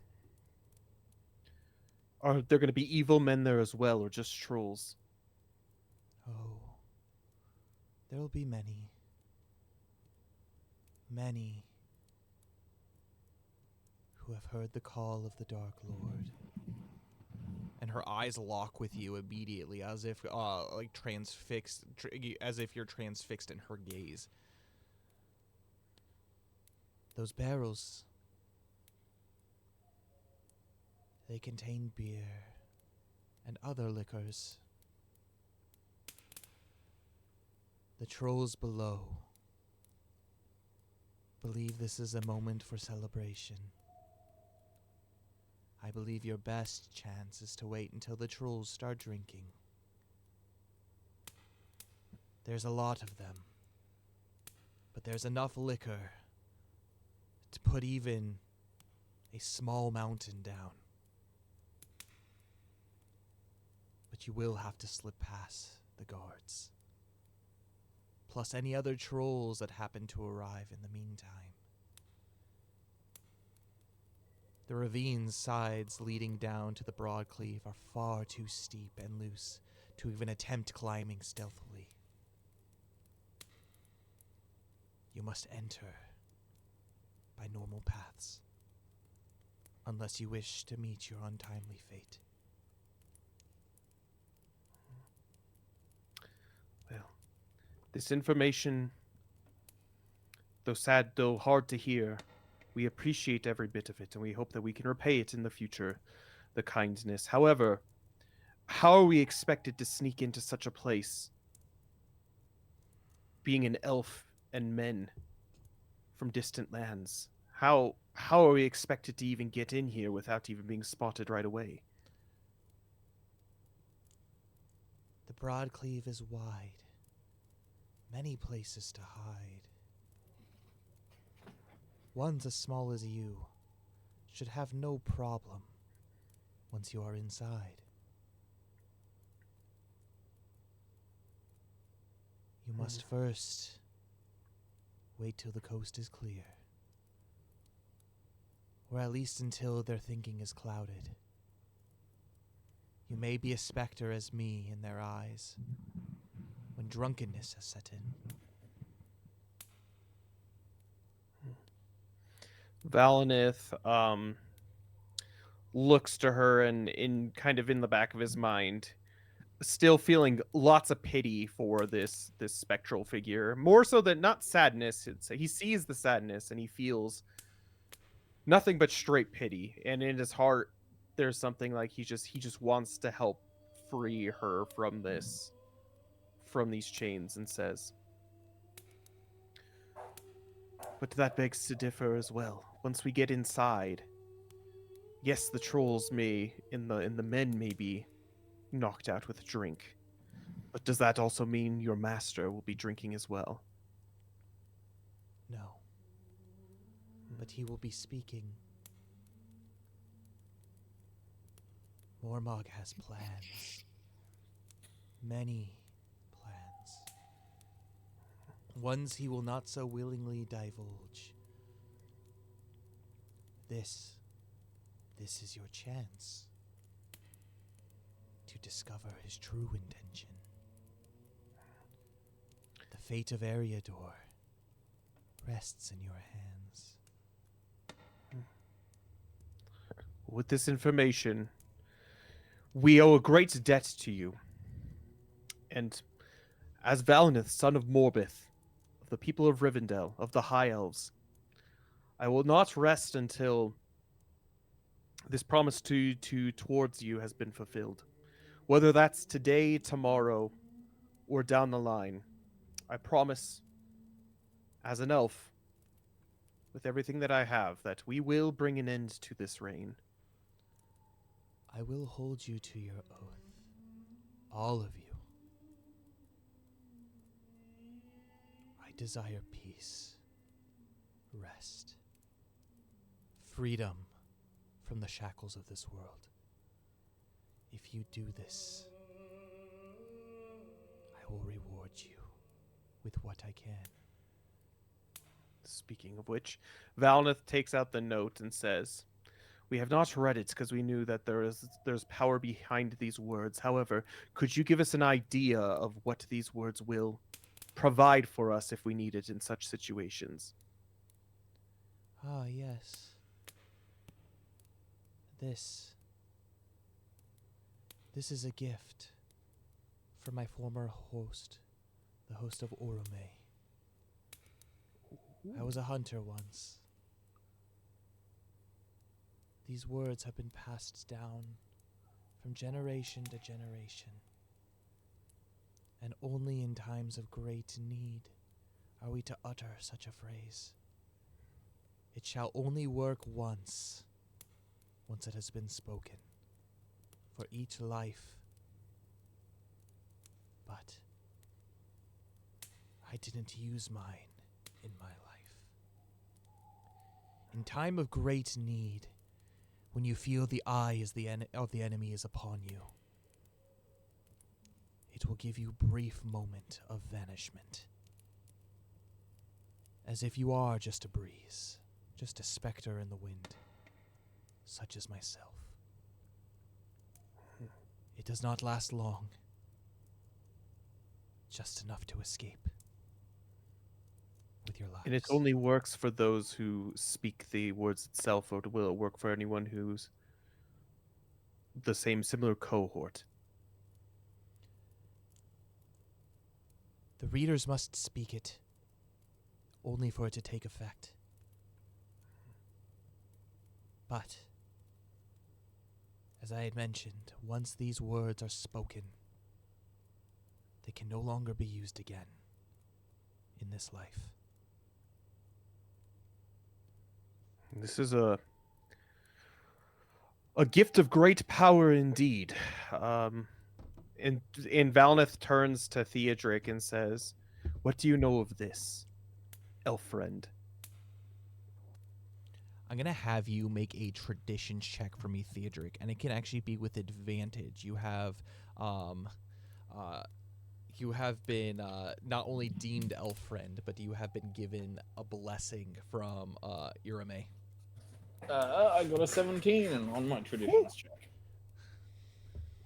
You're unsure exactly what this means, but after seeing Lady Irame, so different from Orome, but after seeing Lady Irame, one of the things that you have come to believe is elf magic is something not to be questioned. It's something that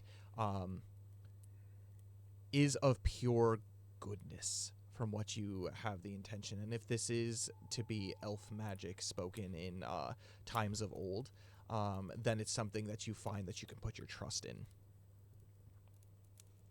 Well, if it's anything half as powerful as what Lady Irame was capable of, it's certainly going to come in handy. The ancient elves, their magic truly was something else. Is something else. And Valneth looks at her again. In her physical form, is she an elf? She's not From what an she elf. She's not an elf. Interesting. Interesting. You not being an elf, yet at the same time possessing such a thing, or having the ability to possess such a thing, that is so powerful. You must have been a good friend, elf friend as well. And turns to Theodric like my friend here. I served under Arvin Dewey, the last king of Arnor. My lineage is that of one in your company. I believe you call them the Dunedain. That of Númenórean blood. The elves. We were elf friend. We served under the host of Orome. But I fell from the light into shadow. I can no longer call myself elf friend, but the gift that was bestowed upon me lingers. We will not use this gift in vain, my friend. Even if you are not elf friend, you have been friend to us, and you've provided us much needed information. And at the end of end, you have made up for your sins in this life. And I pray that after all is said and done, you may be free from these shackles.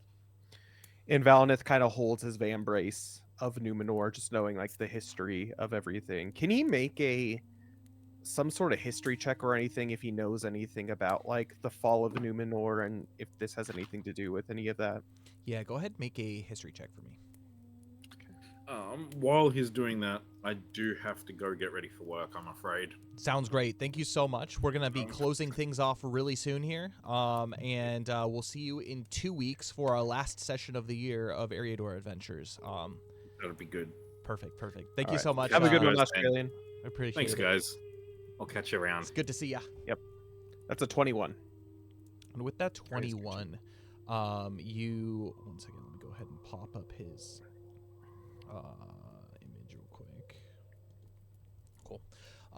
With that 21, yes, this is a history that you have known greatly. It is something that not only affects the people of Rivendell, but it affects your people. In the last days of Arnor, during the fall of essentially the last kingdom of Númenor, Arnor was essentially the kingdom that had been established by Elendil when he had made his way over. Essentially, what ended up happening is Elendil, once the fall of his home, what is it called? I'm spacing. The Númenóreans' home sunk into the sea. Valinor. Not Valinor. So Valinor is where the elves were, but specifically where the Númenóreans lived. Once that sank into the ocean, he got separated from his two sons, and he established actually essentially kind of like a new Númenor in the realm of Eriador. And with that, that became the kingdom of Arnor. And in the kingdom of Arnor, many generations had passed, and there were many in the Third Age after the fall of Elendil and everything. There were many battles specifically against the Witch King and whatnot. But there was a prophecy that was given that the line would end with Arvin Dewey, who is the final king of Arnor, and he sunk in the deep in his ships. And with that being the case, Gondor came to the aid of Arnor in those last moments by King Erenir, the last king of Gondor.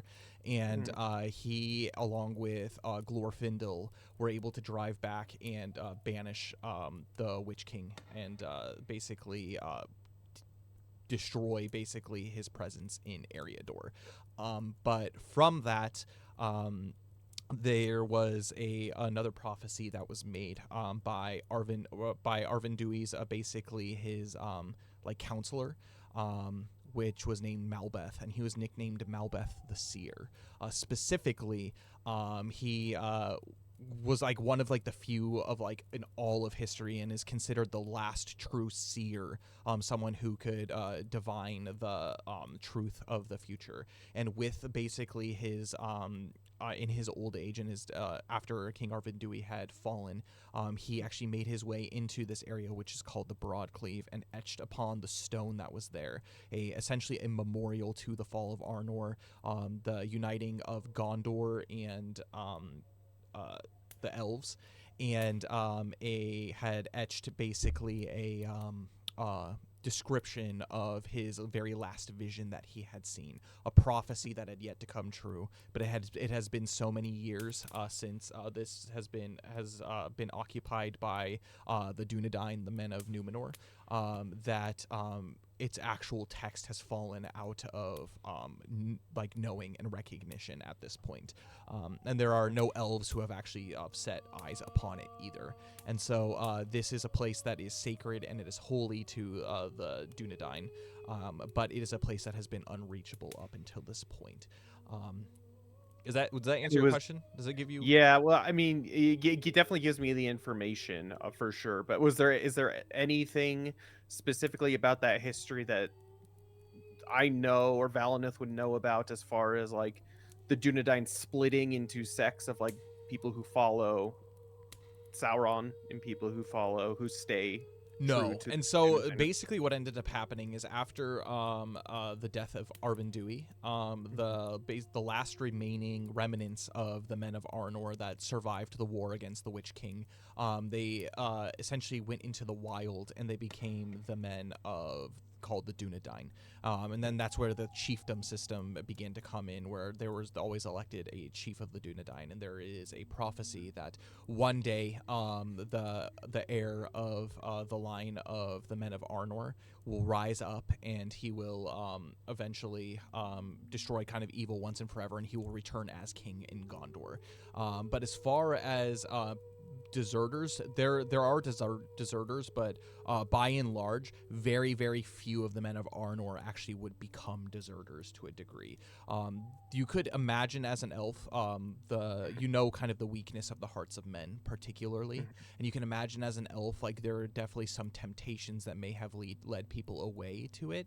And I believe Faradrun kind of alluded to it before, where she basically went to Sauron in order to gain power in a way beyond basically her being, so she could protect those that she cared about. I think that was mentioned last session, but so she could protect those that she cared about, but in that she was enslaved to the power of the Dark Lord. And as she returned back to this area of Eriador, she was essentially cast out as basically evil and as an evil spirit. And but other than that, you don't know what had become of her between that time and now. For that, Well, Valineth is kind of like, as he's thinking about this, is reminiscing over this history and knowing what is to come. And on the heels of saying that, like this oath to free her, he'll say, I am a of the people of Lord Elrond, half-elf, from the land of Rivendell itself. And I have heard that your people, and looks to Kirian, that your people are not all lost. Yes, your people may be dwindling in this world. However, there is a hope and there is a light. And as you know, there is a prophecy of the line of Numenor shall rise again in the realm of Gondor. And these aren't just things. This isn't just a prophecy per se, but it's a prophecy that by the Valar, hopefully will come true one day. And Kyrian, I he hope- says, Kyrian, he responds to that, and he says, based off of the state of the world, I think that prophecy is a distant, distant future. For now, all we can do is do what we can to thwart whatever evil is within here until that time comes. It troubles my heart so to see, and he looks down at the trolls that are there, to see such wickedness in my ancestral home. And I will do anything in my power to make sure that the shadow is gone, that light is brought once again to Eriador, and my people can reclaim what is true, what is rightfully and truthfully ours. And Valnith kind of casts his chuckles a little bit and casts his eyes down and smiles and looks back towards the spectral spirit and says, "And how could you lose hope when you still have ancestors who have such hope in them?" And smiles at her and says, "We thank you for this information, and we will proceed with caution based off what you have given us, and we thank you, friend." And Valnith turns back to the group and kind of gets ready to move on. And as you do so, you turn back. You notice that the specter is gone, just completely vanished from sight. Not even in her black visage. Faradrun has departed, and with that, the moonlight begins to shine through, and there is a break a little bit in the fog, and you can see that these three hill trolls that are down below seem to have started to crack into the barrels of stuff, and many of the trolls that had walked past with a large, basically barrel-sized tankards, take them and begin to wander into higher into the broad cleave, which begs the question. Caliphyr says, "Now all we do is wait, and hopefully we can find entry." And with that, we're going to go ahead and end our session for today. Short session, but good session. Oh my gosh. Yes. Hopefully, Good too. stuff. So the next few sessions that are going forward, as I had mentioned, for all that are watching, this is a essentially, how do I explain it? Cole's going to be gone for the next session. And so hopefully by the end of this specific adventure, Cole will be able to be there, but we'll see whatever progress you guys make during the next session, as you guys very much are nearing the end or the conclusion of this adventure, to see kind of what's going to happen. Hopefully you guys do survive. Hopefully Cole's character doesn't die in the meantime, but lots of things to think about, plans to make about your infiltration methods and whatnot, and yeah, it should be a fun time. Good stuff, though. I really enjoyed this session, and Yes, I mean, I thoughts, know. thoughts. Speak your thoughts while I go and go to the restroom real quick. But I can hear everything that you're saying. Sounds good.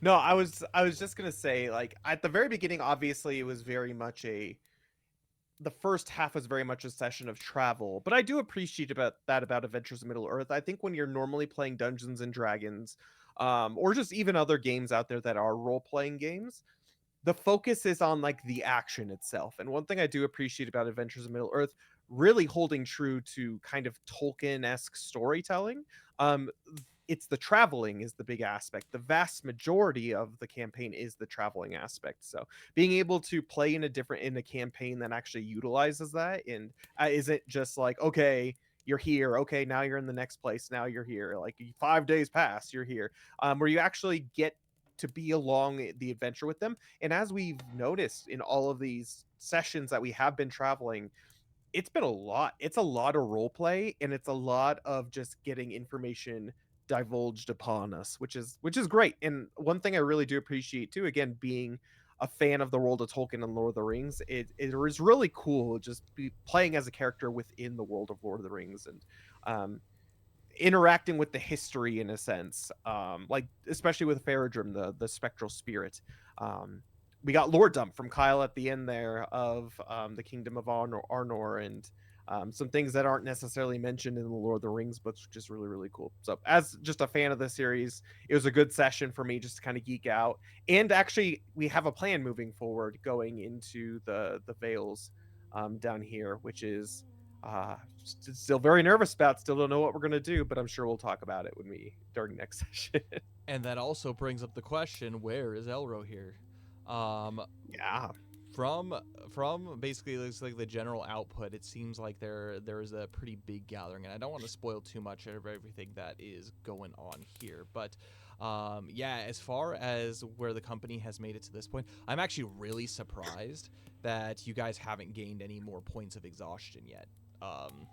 Genuinely. You're close at the beginning with those rolls. Well, at the beginning with the rolls, and then like as you made your way here, kind of at the mouth of the Broadcleave, like there was like a decision that was made that you guys had going up into the rocks that like you literally could have just like walked right into like Trolls and Mormog. Like it could have been so close, and the fact that you made that decision to go up into the rocks to view things was a good decision on that part. But yeah, it's good stuff. I'm very much looking forward to see what's going on next. I would say definitely like Kyrian had some really good rolls. I don't think he had actually a single bad roll this session, so that was everything's good. above a 10 at least. Calefear was like for the first half of the session, like I don't think he got higher than a 9, and then like at the back half of the session, he was rolling like 16 to like 20. He was doing real That's how good. Valineth was. Oh man, Yeah.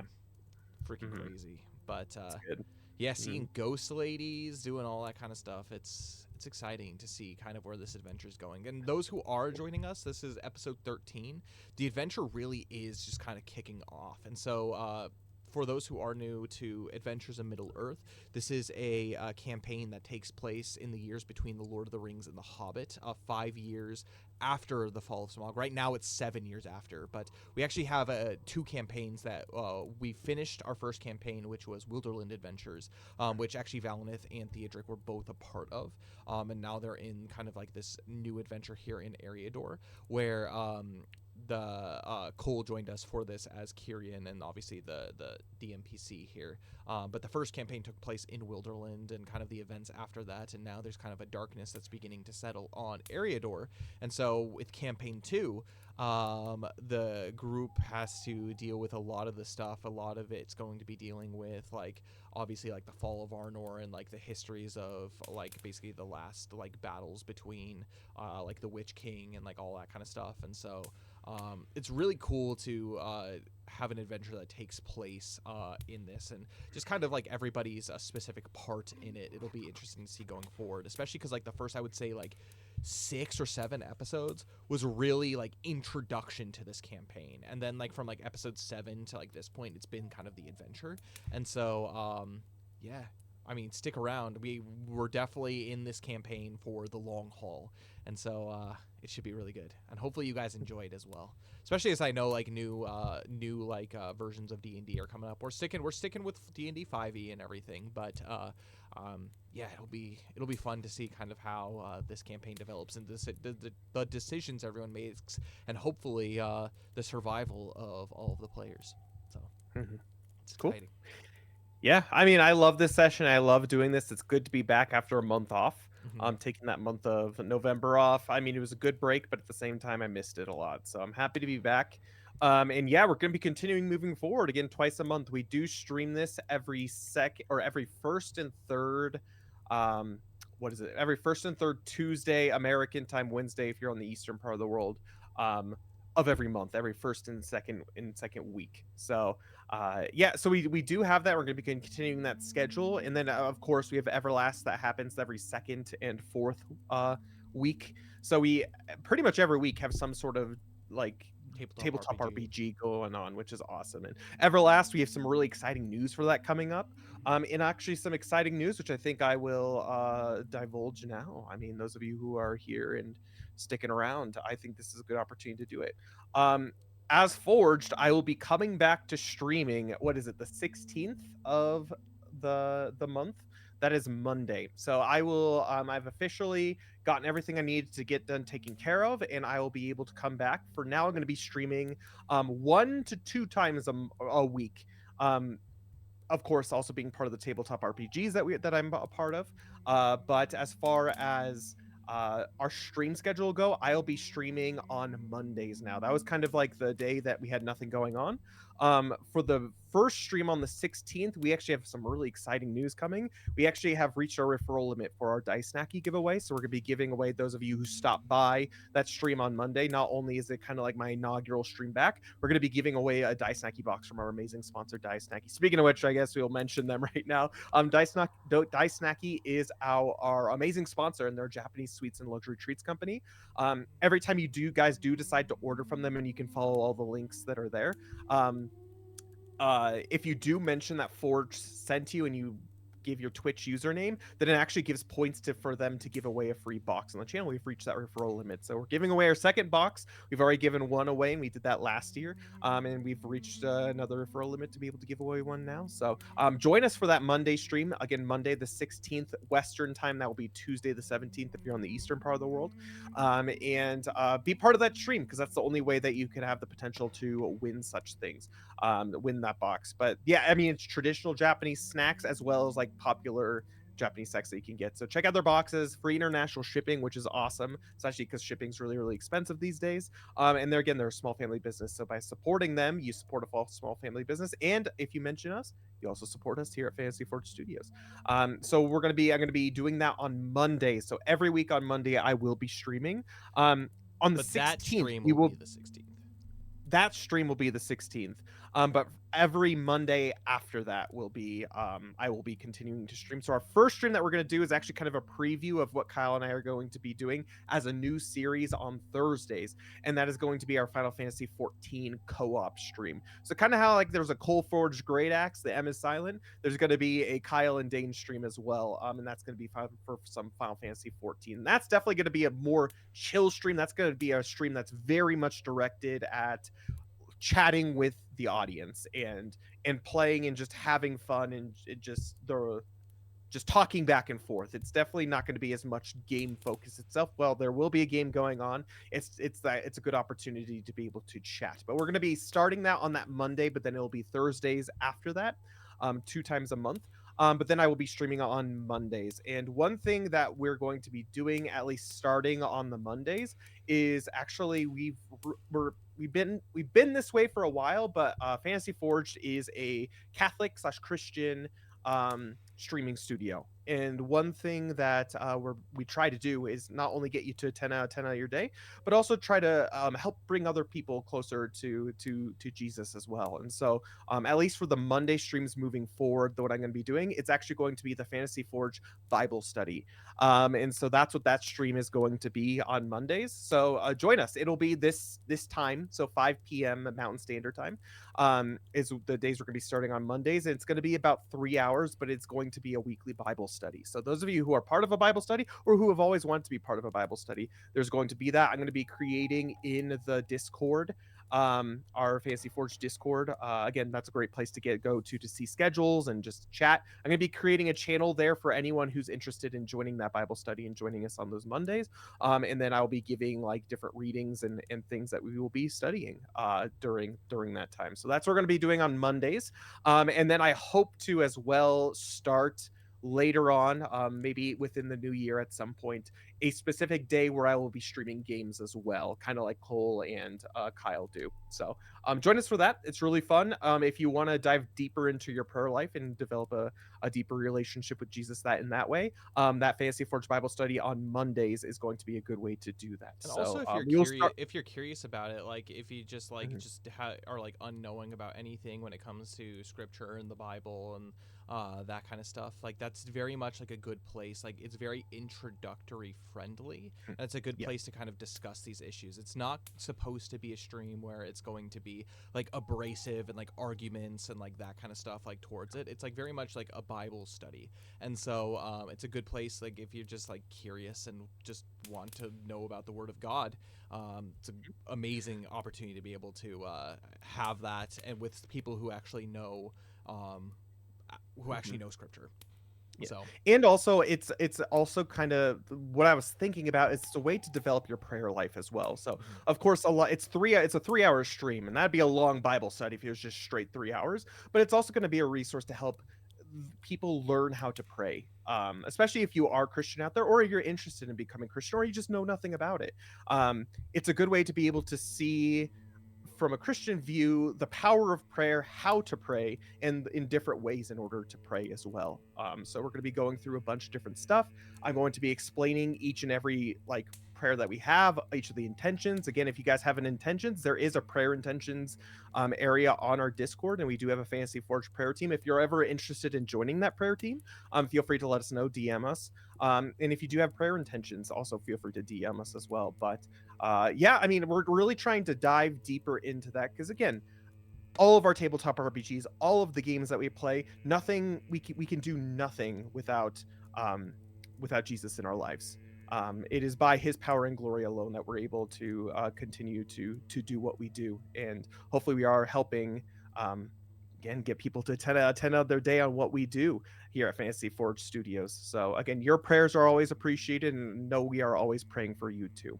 So a couple of things before we do leave. One way, so currently we're in the production of Everlast, which is a tabletop RPG that we're creating. We're currently getting the art commission, so if you want to be able to help support that art, so once the Kickstarter comes out, we can just get it to you as soon as possible. We can pretty much just send it to printing and not have to worry about getting the like art and everything for it, because yeah, that's rough because art takes time. art takes time. Art takes time. And so we're currently getting that commission, but one of the ways that you can support us is by Coffee of the Realms, which are our coffee flavors. We've partnered with Printify Coffee, and yeah, it's very good coffee. Honestly, I love it so much. We have decaf, caffeinated varieties from dark roast, medium roast, dark roast, ground and bean. If that's not your thing though, you can, and like coffee is like not where you roll. You can get a coffee flavored candle. Yeah. Oh, these are the two sizes. So you can actually see the two sizes. So we have two sizes they come in. These are the 8-ounce tins, and the one that Kyle has is the 4-ounce tin. So you can choose what they want. This is still my favorite one, the coffee one.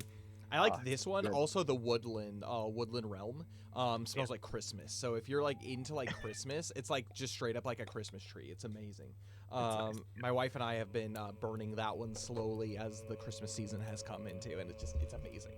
But yeah, that's another way. All of the packaging, whether it's for the coffee or for this, have official Everlast art actually of the game.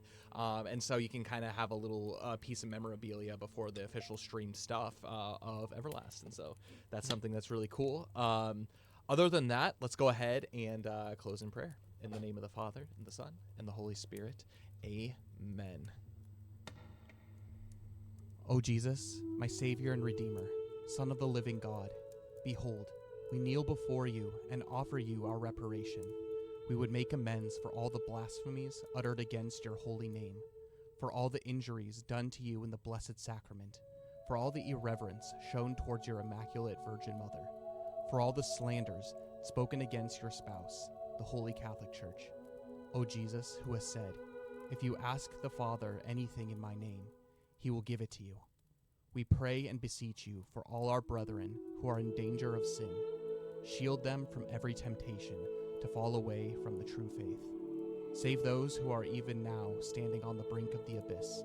To all of them, give light and knowledge of the truth, courage and strength for the conflict with evil, perseverance in faith and active charity.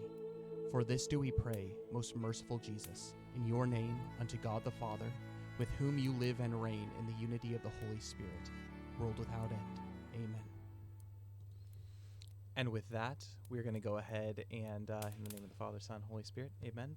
We're going to go ahead and leave you there for today. Thank you so much. I believe Cole is streaming tomorrow, some Paper Mario, so join him for that. We do not have Everlast this weekend because it's one of those weird months where it's like this is the first Friday of the month, and so we stream it on the 2nd. So next week, join us for Everlast, and other than that, I will be continuing my Monday stream of Final Fantasy VII, the remake. It's been so good. We're really in the thick of it now, so it's very exciting. But God bless you all. I'm praying for you. Pray for me.